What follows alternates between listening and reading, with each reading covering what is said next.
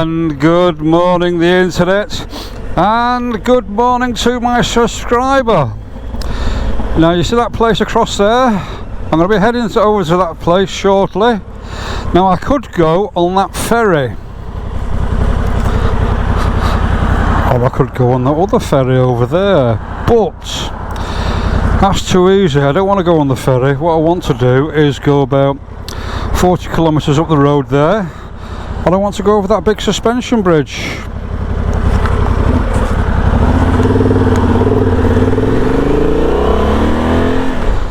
So, goodbye Gallipoli, and it's been a nice little stay. Where the campsite was, it's a very basic campsite.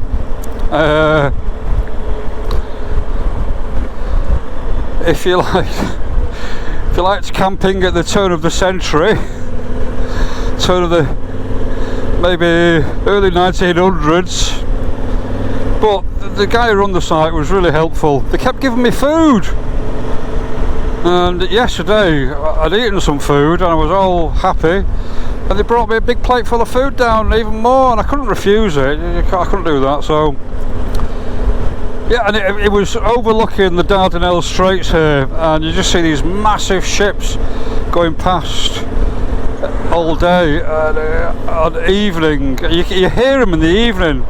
It's strange, you see ships in the distance and you don't think they make any noise, but they do. They make a lot of noise, and you could hear them. You think they're passing right next to you. They're so loud. Anyway, yeah, I just left. I could have got the ferry across, but I want to go about 40 kilometres up here, and I want to go over that big suspension bridge. Why not? I'm not going that far today. I'm not going too far, so time is not an issue. I don't like bridges anyway.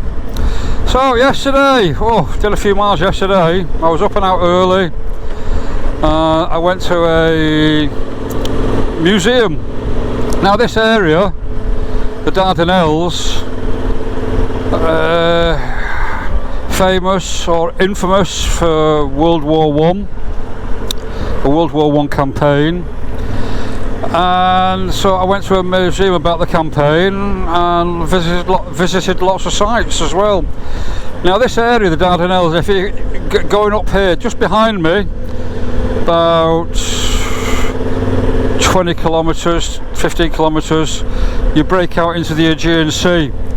If you were to go that way, further up there, about 150, 200 kilometres, you get to Istanbul.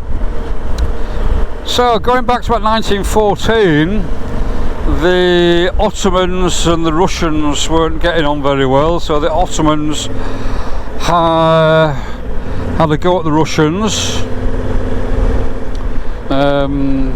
Sent some of their ships over to the Russian ports and bombarded them, and so before you knew it, because Russia was on the side of the Allies, before you knew it, Turkey was involved in World War One on the opposite side. Before that they were neutral. They weren't bothered really, and it was just this, it was like a local thing really between the Russians and the Ottomans, which sparked it off. Before that point, Turkey were just sat back and watching the world implode. So once Turkey declared war on the Allies, the people back in London thought, what can we do? Right, let's invade Istanbul. Imagine if you're a big fat general sat in London, you know, pushing flags on a map. Seems like a, you know, oh yeah, let's go and do that. So what they decided to do, and Churchill was one of the instigators. Now Churchill, World War II, brought us through World War II, but before then he was involved with the Dardanelles, and that did for him really, because after the Dardanelles finished, he lost his job eventually, and he was out of favour for many years. Anyway, the generals back in London thought, let's invade, let's go and take over Istanbul, then we can lock off this part of Asia, and we can stifle all that trade, all that commerce and that trade that's going up to Germany. So to do that, they thought, let's land in the Dardanelles and we can attack the forts, and then we can bring our ships up, and then we can blockade Istanbul and eventually take it over. Now, going back to 1906, I can't remember the chap in charge of the Ottoman Empire at that time. He wanted to strengthen, they wanted to make Turkey more robust, more unassailable. So what he decided to do was build lots of forts. Now, there were plenty of forts in existence, but what he did was strengthen them. And not far from where I was camping at Kahit Bahir, there was a really old fort there, built in the 1100s, and they made it bigger over time. But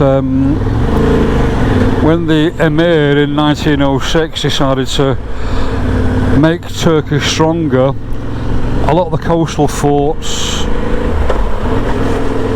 were expanded, and part of that was the Turks bought lots and lots of artillery pieces from Krupps in Germany, 220, 240, even 260mm howitzers, and so they built this system of batteries up and down the Dardanelles, and they armed them with these 220, 240 and 260mm howitzers.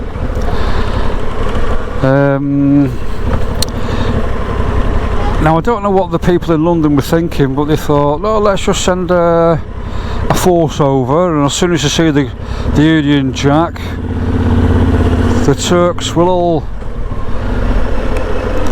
quiver and they'll run a mile. Far from it, absolutely far from it. So, right at the tip of the Gallipoli Peninsula, you've got the Helles Point, and there's a big fort there, which was made, that fort was huge, been there for about the 1100s, expanded over time, was really expanded in the 1600s, and then again in the early 1900s, that's when all the artillery pieces were installed and fitted. So let's go into 1915, January 1915. The invasion force arrives off Helles Point. Now, there's a big fort there and two battleships. HMS Queen Elizabeth was one of them. What was the other one? Can't remember. They did a big bombardment. They disabled the fort, and at the same time they had a big old steamship called the River Clyde. They cut holes in the sides, filled it full of troops, and what they did was they beached it on the shore just below this fort. And then once they beached it, all the troops got out and attacked the fort. Now, initially it went okay, but there's only a small when they knocked out a lot of the battery. Most of the battery was knocked out due to the naval bombardment. But the ground forces that were there, only about 800 or so, they put up a sterling fight. And the Allies only got so far, then they had to retreat, and the following day they had taken the fort. And then the following day about 8,000 reinforcements come down, and the Allies just could not get any further. They could not get any further. So they had the fort, they had maybe about a kilometre, and that's all they had. They were hemmed in. And that lasted for a few weeks. The Brits couldn't go forward, they couldn't go backward. So what they decided to do was do a flanking movement and land thousands of troops the Anzac Bay and the around that area. And I went there yesterday to have a look, And when you come off the beach, the flat beach, you've just got this hillside that goes up that's quite sheer, and you've got these little gullies and ravines going off. Absolutely brutal terrain. Whoever the generals were back in London who thought it would be an easy job to attack that part of the peninsula, they were living in absolute cuckoo land. So you had Anzac Bay and Suvla Bay, mostly Australians and New Zealanders, and the loss of life was terrific. And they only managed to get a couple of kilometres inland, because the Greeks, the Turks, were really tenacious. They fell back at first, but as soon as reinforcements started to arrive, they turned out to be absolutely tenacious fighters. And there was a lot of bravery on both sides, a lot of bravery, a lot of sacrifice, and a lot of bloodshed. At several times through the campaign, they actually had truces where it'd last for a day or a couple of days, just to bury bodies. Was that many bodies? The Allies would bury Turkish dead, the Turks would bury Allied dead. They would even talk to each other during those truces, and then once the truce finished, they'd go back to firing at each other again. A colossal waste of life, colossal. So, after about 11 months, the Brits realised they'd bitten off more than they could chew, and they just couldn't get into the peninsula at all. It was a stupid idea. So they decided to withdraw, and they did it over about 2 to 3 weeks. Quietly, they did it mostly at night. They withdrew a lot of the armoury, a lot of the ammunition, a lot of the stores. There was vehicles there and other stuff. And if it was deemed that it was just too much hassle to take it back, they just destroyed it. So over a 2 to 3 week period, they re-embarked all the troops, and I think in the last 24 hours I think there was about 30 killed.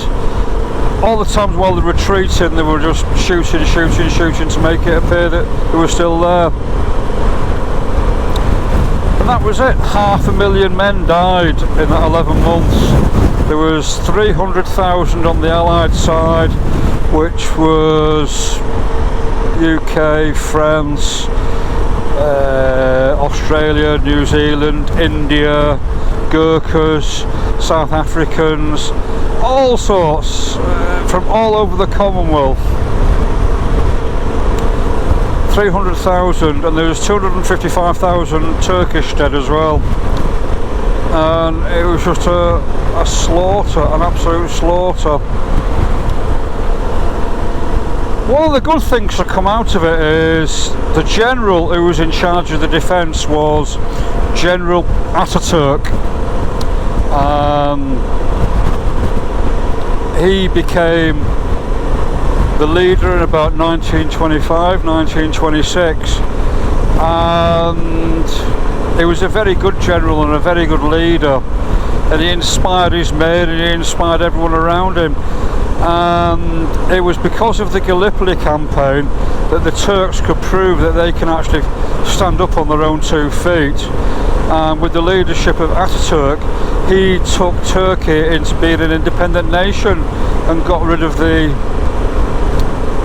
royal hereditary rule of the Ottomans. So Ataturk ended the Ottoman Empire. I mean, the Ottoman Empire lasted for hundreds and hundreds of years, but all because of Gallipoli. But it was brutal conflict. Yesterday I went to a museum, went to Lone Pine Hill, and there's a big military ceremony there, military graveyard there.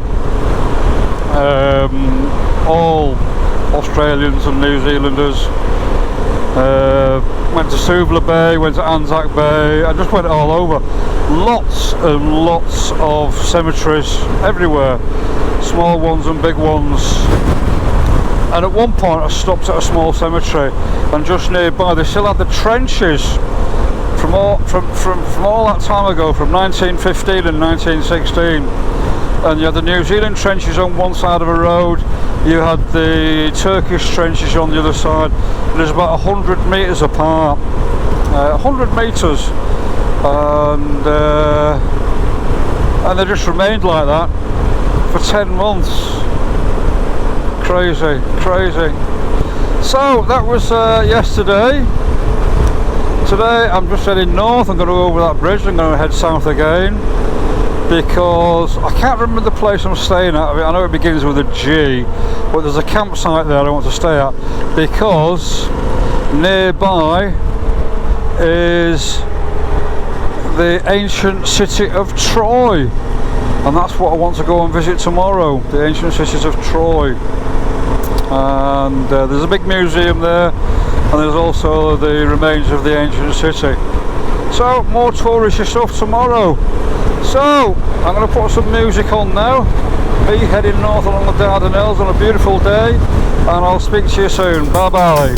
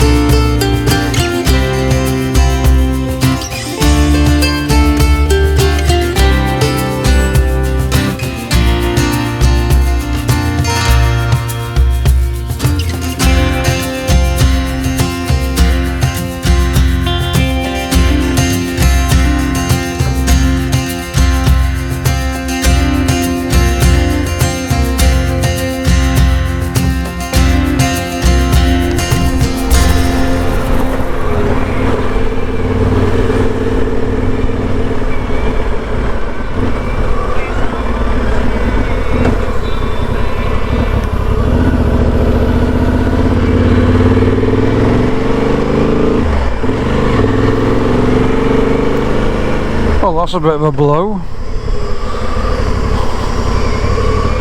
The campsite that was there is closed. So, plan B. You know, sometimes it happens, you look ahead and there's supposed to be a campsite there, and you get there and the campsite is no more. Gone out of business. So, according to my map, there is another campsite up here.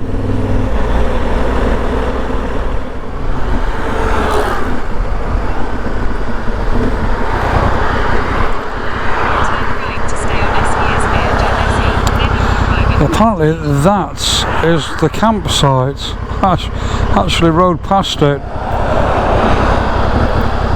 So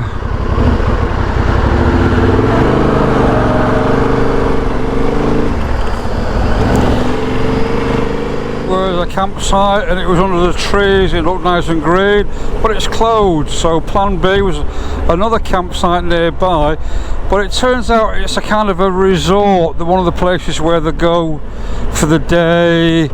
They'll rent chalets, or they'll rent there's a hotel there, and according to Google it said camping, but camping can mean different things in this part of the world. Camping means going out onto the beach and being under an umbrella and barbecuing a few spare ribs. So, plan C is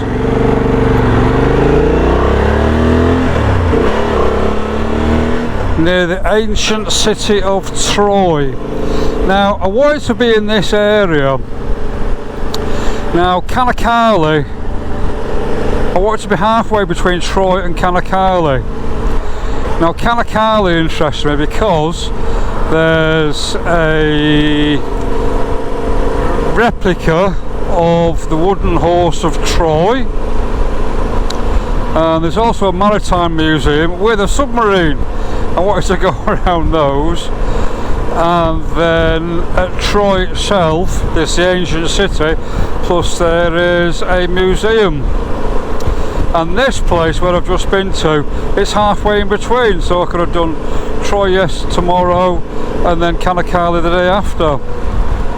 So there's no campsites at Kanakali, so I'm going to go to Troy. There's a campsite there. I'll do Troy, then the next day I'll just come down to Kanakali earlier, and away you go. It's about 40 kilometres, so it's not big. It's not an issue.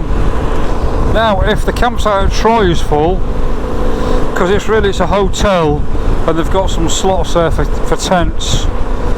If it's a hotel, if it's full, I did see that there was another couple of campsites not too far away, so it is what it is. So I'll see what it's like when I get there anyway. Right, back to the music.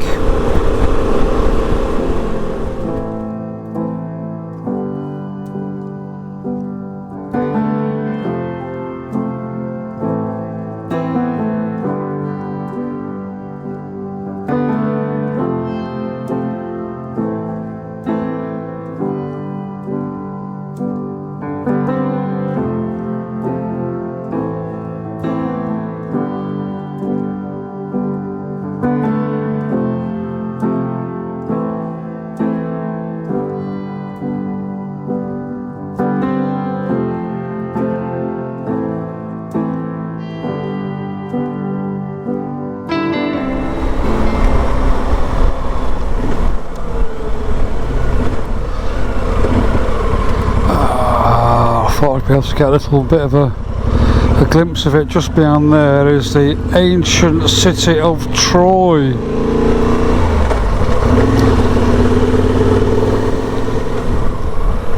So I'm just over here on my right is the Troy Museum. Gonna go there tomorrow. Hopefully it's got air conditioning.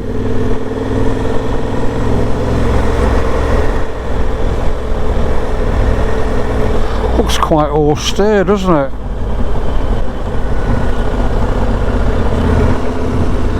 And just here should be a campsite.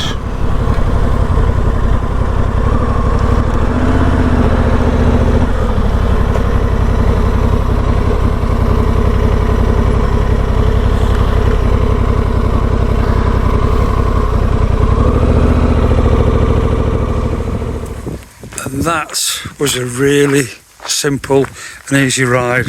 It's about 50, 60 kilometres, something like that.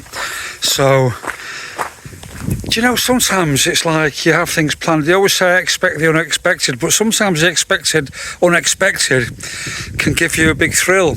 And I had 2 campsites pinned, and I wanted to be halfway between. Anyway, I explained that earlier on. But those campsites, I couldn't camp there, so I've come down to where the historical site of Troy is, and I saw there was a campsite here, so I've come down and it's brilliant. There's a little restaurant attached to it, toilet, shower, and the best thing about it is the Troy Museum is just there, and then down the road that way, about 2 minutes ride, is the historical ruins. So I'm just going to do some touristy stuff. I'm going to go into the museum. Speak to you soon.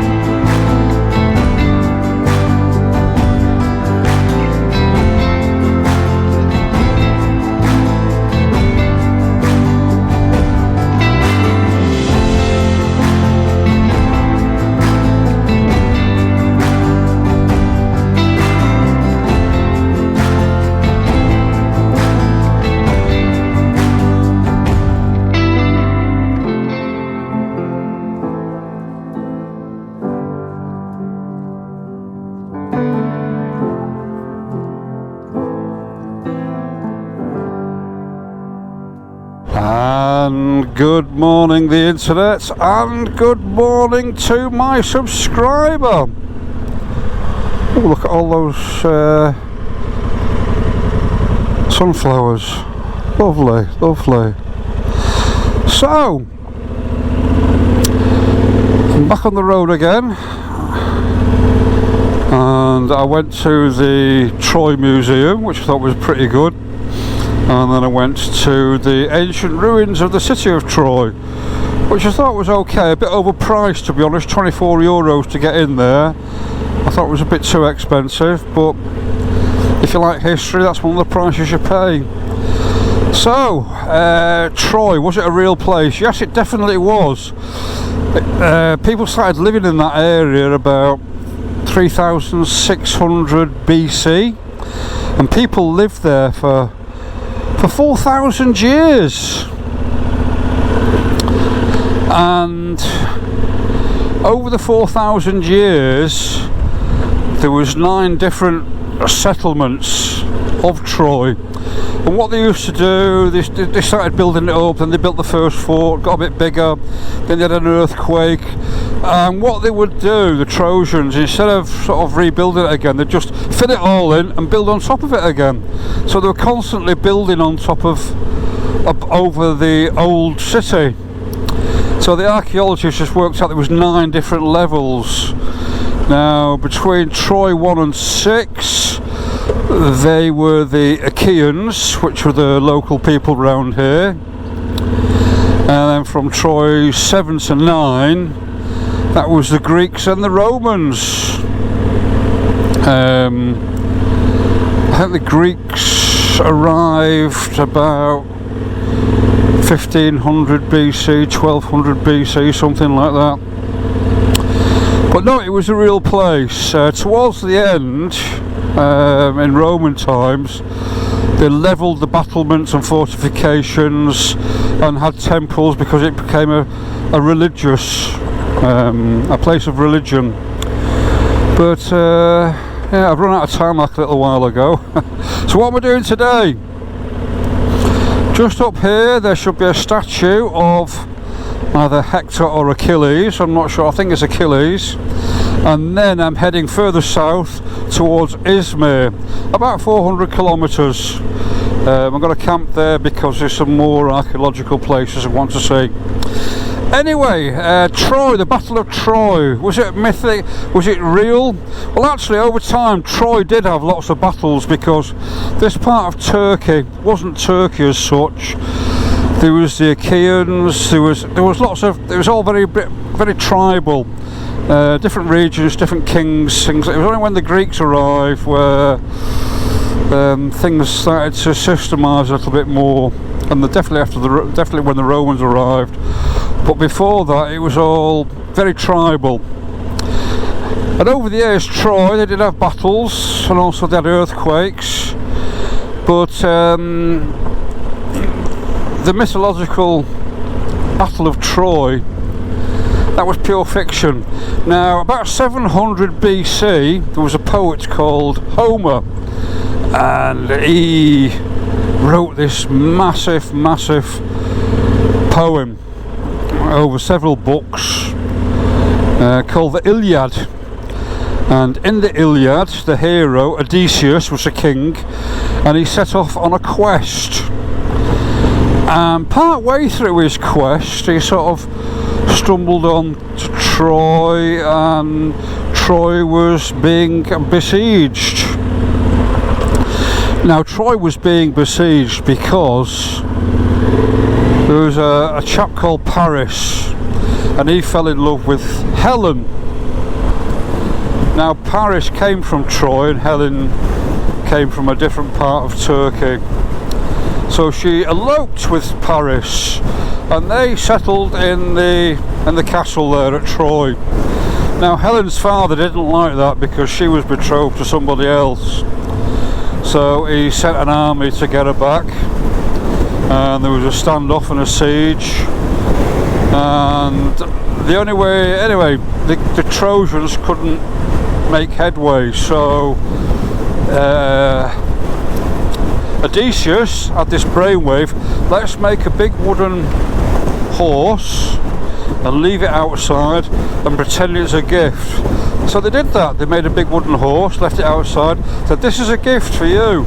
But they put some soldiers inside, so overnight the soldiers got out, opened the gates, saw the Trojans running, sacked the city, and that was it, over and done with. So that was the mythological Battle of Troy. Now Homer wrote the Iliad in 700 BC, and basically it's all set in this region. That's what the experts think anyway. And they reckon that this region is pretty similar to what it was. It's a lot more cultivated now, but they still reckon it was cultivated back in 700 BC. Although not as efficiently, and there's not as many squares and rectangles as such. But they were still interested. But yeah, 9 different levels of Troy, and I think the Troy of the mythical battle was probably about the city version 5 I think it was. But there we go. So today a big jump again, about 400 kilometers.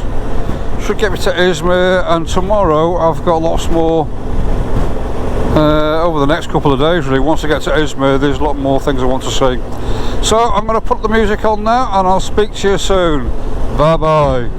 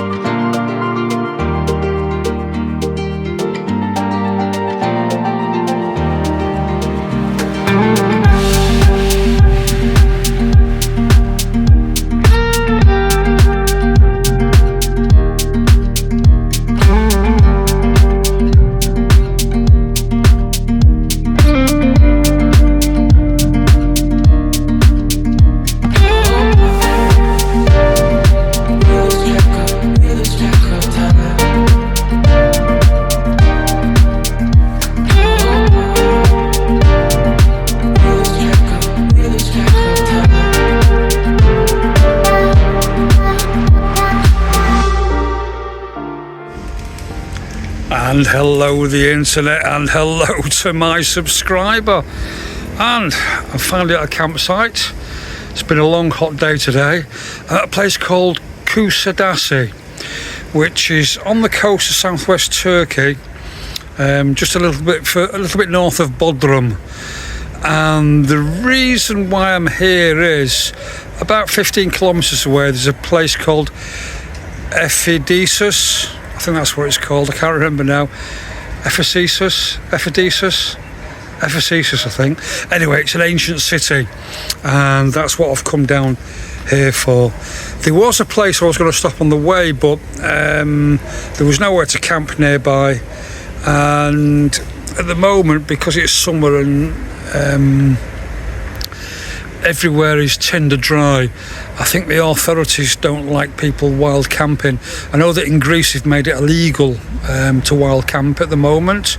So in Turkey, I know they've had some wildfires down in this part of the world. So as for, even though you wild camp and you take precautions, I think the authorities don't look on it too kindly, to be honest. Anyway, I left my campsite this morning at Troy, and it's been about 400 kilometres today, and some of it was motorway, some of it was A roads and B roads, but mostly A roads really, and it was okay, about 400 kilometres. But it was a hot one. Whoa. When I got down to Izmir, I was watching my temperature gauge and it went up to 37 degrees. And I could feel a sweat trickling down my neck because I got stuck in a traffic jam. The traffic was quite busy around Izmir, but I managed to get through and I got down to the campsite. Now, I did want to go to a place on the outskirts about 10 kilometres away, but I turned up and the campsite was no longer there, so I found this little place on the coast, and it's very expensive, 20 quid a night. In fact, no, it's £18 a night at this place. Because this little town, it's a holiday spot. It's mostly mostly Turkish. Everywhere you go down the promenade, it's eateries and things like that. And there's 2 cruise ships in the harbour as well. So when you come to a touristy place, you pay a bit more. So, yeah, it's been a long day today. I had to stop at Izmir because when I left Greece, I was packing my stove away, and there's like a little diffuser that goes on the top. Somehow it must have fell off and I was packing it away. I lost it, so the next day I come to use it. That evening I come to use it. I saw it was missing, so I managed to use a teaspoon. I adapted a teaspoon, but it still wasn't very good, so I had to throw my petrol stove away. And when I got into Izmir today, I went to Decathlon and I bought a gas stove and a couple of canisters and gas. I love my petrol stove because now I've always used a one that uses methylated spirits, but I know that coming down here, Muslim countries, I know methylated spirits will be hard to find. So I was using a petrol stove, and I love it because every time I want to fill it up, I just have a little tube and I just siphon some petrol out of my petrol tank. Easy. So I can't grumble. I mean, I got it cheap off AliExpress, so I can't grumble, and it's my own fault for losing the bit. So anyway, I stopped in Izmir, went to Decathlon, got a new gas cooker with some gas, got some groceries as well from a Carrefour, and I got down here and I've been riding most of the day. Today's journey took about 5 hours really. Again, much of the journey was sort of on A roads, which is stop and start. But this afternoon I was suffering a bit because once I got to Izmir, it really did get hot. Anyway, I found this campsite. I'm going to be here for 2 nights, and tomorrow I'm going to look at some Roman rubble. And but this place, I was, yeah. I mean, Troy was good, and for me, having read about it, I found it interesting looking at what was left. I thought it was a bit overpriced really. I was a bit disappointed in it, but tomorrow promises to be pretty good, so I'm looking forward to that. And that's me. I've just done my laundry. As you can see, I've got my laundry hanging up. And wanted to do some laundry at the campsite yesterday, but it's just not enough water pressure for the washing machine. And I went to the basin to sort of see if I could do a hand wash, and it just trickled out, so I left it. So I've come to this point on my journey, and it was the same when I was away last year. Once you get about 6 weeks into your journey, your clothes start to smell strange, even though you use washing powder and stuff like that. So you just have to keep on washing them, really. But and my helmet stinks at the moment, and my jacket stinks as well. So I'm into that 2-month stage where everything smells. So I can't do it. I don't think I'll do it this, but maybe the next campsite or the one after, I'll rip all the bits out of my helmet and give them a wash, and I'll wash my jacket as well, because it's a bit dirty now. So here I am, southwest Turkey. Again, monumental effort today, big jump, 400 kilometres, and it was fine. Actually, it's weird in Turkey, when you go to supermarkets, things are insanely cheap. I'm just getting what I was getting for about 15 euros in maybe Greece and Germany, I was getting for about €9 so far in Turkey. But the campsites I found are expensive. The campsite that I stayed at Troy, that was the same again, that was about 18 quid a night. So, but I'm going to go inland next into the centre, and I believe that the campsites are a bit cheaper in the centre, so fingers crossed. So out looking at cultural things tomorrow, more Roman rubble. I think it's Greek and Roman tomorrow, hopefully, but apparently it's going to be quite good. So thanks for watching, and I'll speak to you again soon. Bye bye.